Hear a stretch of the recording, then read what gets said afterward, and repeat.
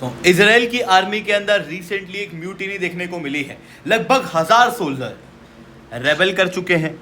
इन्होंने एक लेटर लिखा है, जिस लेटर के अंदर इन्होंने कहा कि इसराइल के अंदर जो नेतन्याहू सरकार है उसके द्वारा गाजा के ऊपर जिस तरीके से एस्केलेशन किया जा रहा है वो पूरा एस्केलेशन पॉलिटिकल गेन के लिए किया जा रहा है।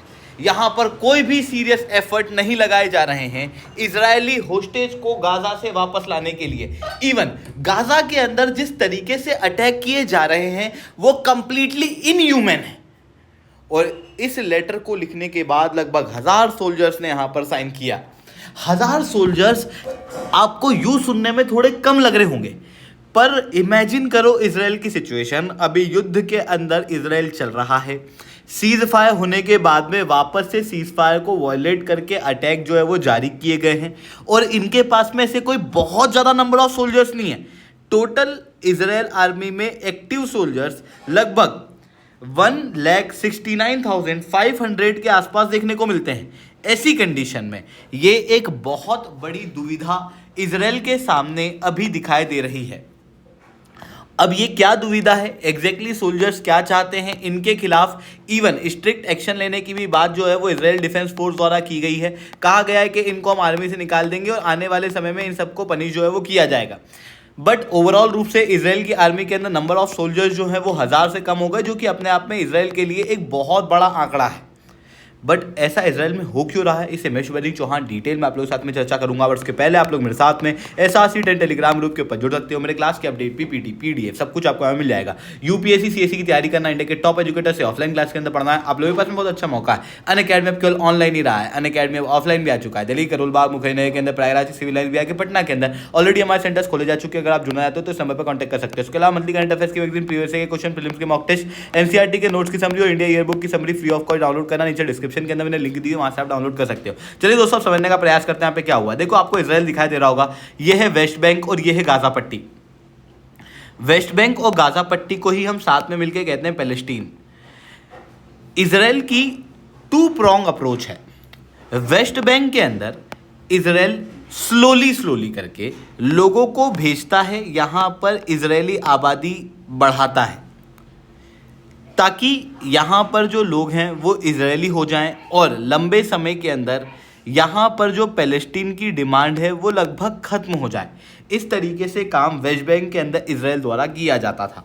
दूसरी तरफ आपको यहाँ पर गाजा पट्टी दिखाई देगी। गाजा पट्टी के अंदर एक्टिव है हमास करके ऑर्गेनाइजेशन, जिसको सपोर्ट करता है ईरान। अब इजराइल जो है उसके खिलाफ हमास बहुत डट के खड़ा हुआ था, आपस में लोग एयर स्ट्राइक वगैरह करते रहते थे। इस कारण से गाजा पट्टी के अंदर इजराइल का रवैया आयरन एंड ब्लड पॉलिसी का है कि भाई यहाँ पर जाओ और मारो काटो। ऐसी कंडीशन में गाजा पट्टी के साथ में अक्सर वायलेंट क्लेशेज इजराइल के होते रहते थे। पर एक बहुत ही ज़्यादा वायलेंट क्लेश देखने को मिला जब हमास के ग्रुप के द्वारा लगभग 1400 लोगों को मार दिया गया अक्टूबर 7, 2023 को। और ये अभी तक का सबसे खतरनाक अटैक था इसराइल के ऊपर, क्योंकि इसराइल की ऐसी कोई बहुत बड़ी आबादी तो है नहीं, वहाँ पर ये नंबर बहुत ही ज़्यादा बड़ा है। और इसके बाद इसराइल ने काउंटर अटैक किया, और जो कि बनता भी था। गाजा पट्टी के अंदर हमास के लोगों को ढूंढ के मारा गया। धीरे धीरे करके इसराइल की फोर्स यहाँ से एंटर की और एकदम कोने तक पहुँच चुकी है गाजा के अंदर, और लोगों को मारा जा रहा है। बट यहाँ पर आप एक चीज़ समझने का प्रयास करना, अगर मैं गाजा पट्टी में बात करूँ तो जिन हमास के लोगों ने यहाँ पर अटैक किया था वो लगभग 20 से 25 हज़ार है, और पूरी गाजा पट्टी की आबादी लगभग 49 लाख की है, जो क्लियरली दर्शाता है कि हमास के लोग जिनके द्वारा अटैक किया गया था वो तो बहुत ही कम थे। मैक्सिमम लोग आप देखोगे तो आपको इनोसेंट पीपल यहाँ पर दिखाई देंगे जिनके द्वारा इजराइल के ऊपर अटैक नहीं किया गया था। हालांकि हो सकता है इनके मन में हीन भावना इजराइल को लेके हो, पर अभी के लिए इन्होंने अटैक नहीं किया, इन्होंने उस हीन भावना को दर्शाया नहीं था। बट 20-25 हज़ार लोग जो हमास के थे उन्होंने पूरी तरीके से अटैक वगैरह यहाँ पर किया, जिसके बाद इजराइल ने पलटवार किया और बहुत ही खतरनाक किया। कई सारे लोगों को पैलेस्टीन के अंदर मारा गया, और धीरे धीरे करके ये जो अटैक है ये और वायलेंट होता चला गया, और खूनी होता चला गया। और इसकी वजह से इंटरनेशनल लेवल पे अब ये कहना जाने लगा है कि भाई इजराइल ने कुछ ज़्यादा ही कर दिया है। मतलब इतना तो हमास ने नहीं किया था, जिससे बहुत ही ज़्यादा इजराइल ने किया है। मतलब एक बैलेंस रिटेलिएशन यहाँ पर देखने को नहीं मिला। इजराइल के इन अटैक की वजह से माना जा रहा है कि लगभग 64,000 पैलेस्टीनियंस डायरेक्टली मारे गए हैं और 1,15,000 ऑलरेडी वाउंड हैं। और इनकी हालत भी कोई बहुत अच्छी नहीं है, क्योंकि इजराइल क्या कर रहा है, गाजा पट्टी के अंदर जितने भी हॉस्पिटल्स हैं उनके ऊपर भी अटैक कर रहा है। और जो रीजन सबसे ज़्यादा इफेक्टेड हैं, उन अफेक्टेड रीजन के अंदर आप क्लियरली देख सकते हो, यहाँ पर खान यूनिस देखने को मिलेगा, यहाँ पर रफा बॉर्डर क्रॉसिंग देखने को मिलेगी, जिसके जरिए एड वगैरह गाज़ा के अंदर इजिप्ट से आती है। और ये गाज़ा वगैरह इस रीजन के अंदर आप देखोगे कि काफ़ी ज़्यादा मात्रा में अटैक किए जा रहे हैं इजराइल के द्वारा, जिसकी वजह से बड़ी मौतें यहाँ पर हो रही हैं। बहुत ही भयावह दृश्य सामने आ रहे हैं। फोटोज़ वीडियोज़ अगर आप देखोगे तो बहुत ही ज़्यादा यहाँ पर देखने को मिल रही हैं। अब ऐसी स्थिति के अंदर ह्यूमैनिटेरियन एड भी गाज़ा के अंदर बहुत ज़्यादा इंपॉर्टेंट है, पर इजराइल ने बड़े लंबे समय तक ह्यूमैनिटेरियन एड भी वहाँ के इनोसेंट लोगों के लिए पूरी तरीके से रोक दी, जो कि वॉर एथिक्स के भी खिलाफ है। अब होता क्या है कि गाज़ा पट्टी का एकमात्र कनेक्शन रफा बॉर्डर क्रॉसिंग के जरिए, इसके अलावा बाकी पूरा रीजन जो है वो इजराइल के साथ में ही कनेक्टेड है। ऐसी कंडीशन में रफा बॉर्डर क्रॉसिंग जो है वो इजराइल के लिए गाज़ा पट्टी के लिए बहुत ज़्यादा इंपॉर्टेंट है, क्योंकि यहीं से ह्यूमैनिटेरियन एड आती है। और इजराइल ने यहीं पे पकड़ जो है वो मजबूत करके रखी है और ह्यूमैनिटेरियन को एड को जो है वो रोका हुआ है, जो कि भी पूरे वर्ल्ड के अंदर काफ़ी गलत माना जा रहा है। और इसकी वजह से कई सारे लोग अगर युद्ध के अंदर डायरेक्टली नहीं मर रहे हैं तो फिर इनडायरेक्टली डेथ हो रही है, due to starvation, due to किसी बीमारी के फैलने की वजह से, उसका इलाज ना होने की वजह से। इस तरीके की चीज़ें जो है वो यहाँ पर देखने को मिल रही थी। ऐसी कंडीशन में कहा गया कि इजराइल बहुत ज़्यादा हो चुका है। ऐसी कंडीशन में इजराइल के साथ में सीज़ फायर भी करवाई गई थी। आपको याद होगा मार्च के महीने में सीज़ फायर के अंदर उतरने के बाद भी नेतन्याहू सरकार के द्वारा वापस से अटैक जो है वो गाज़ा के ऊपर जारी रखे गए। कुछ ही समय बाद नेतन्याहू सरकार का ये स्टेटमेंट आता है कि हम अटैक कंटिन्यू रखेंगे जब तक कि इजराइल अपने वॉर एम अचीव नहीं कर लेता। और वॉर एम क्या है, पूरी तरीके से गाज़ा के अंदर से हमास के ग्रुप को हटाना।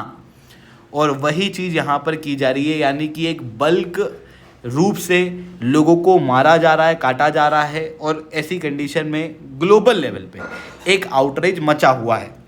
कई सारी कंट्रियां ऑलरेडी इजराइल के खिलाफ जाकर पैलेस्टीन को सपोर्ट कर चुकी हैं, जिसके अंदर आपको पोर्चुगीज़ जैसे देश देखने को मिलेंगे जो एक समय पर वेस्टर्न वर्ल्ड के काफ़ी क्लोज हैं।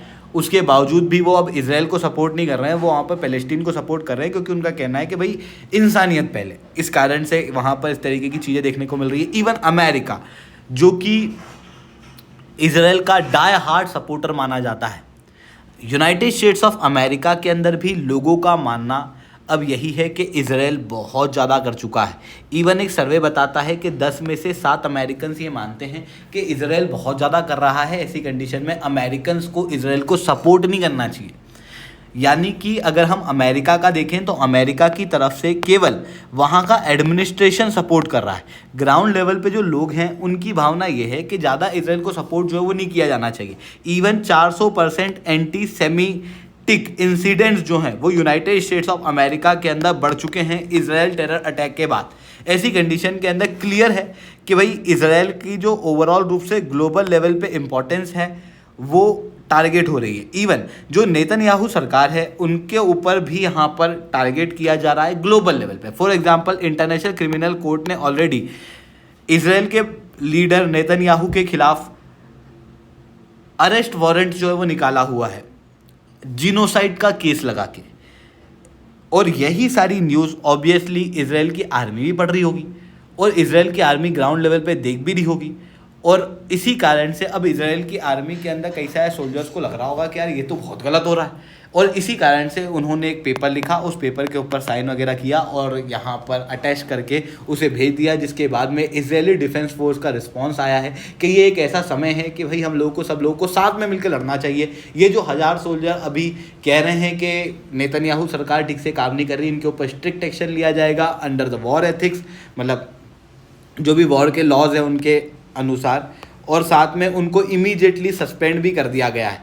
ये सारी चीज़ें यहाँ पर देखने को मिल रही है। आई होप ये सारी बातें आपको समझ में आई होंगी। लेक्चर अच्छा लगा हो तो लाइक करना, लेक्चर बहुत अच्छा लगा हो नीचे 7 से 10 कमेंट करना। यूपीएससी सीएससी की तैयारी करना है, इंडिया के टॉप एजुकेटर से ऑफलाइन क्लास के अंदर पढ़ना है, आप लोगों के पास में अच्छा मौका है। अनअकैडमी अब केवल ऑनलाइन ही रहा है, अनअकैडमी अब ऑफलाइन भी आ चुका है, हमारे सेंटर्स ऑलरेडी खोले जा चुके हैं। जुड़ना रहते हो तो इस नंबर पर कॉन्टैक्ट कर सकते हो। इसके अलावा मंथली करंट अफेयर्स की magazine, previous year question, film की मॉक टेस्ट, एनसीईआरटी के नोट्स की समरी, इंडिया ईयर बुक की summary free of cost download करना। नीचे डिस्क्रिप्शन के अंदर मैंने लिंक दी हुई है, वहाँ से आप डाउनलोड कर सकते हो। ठीक है दोस्तों, आज के लिए that's all from my side. जय हिंद, जय भारत।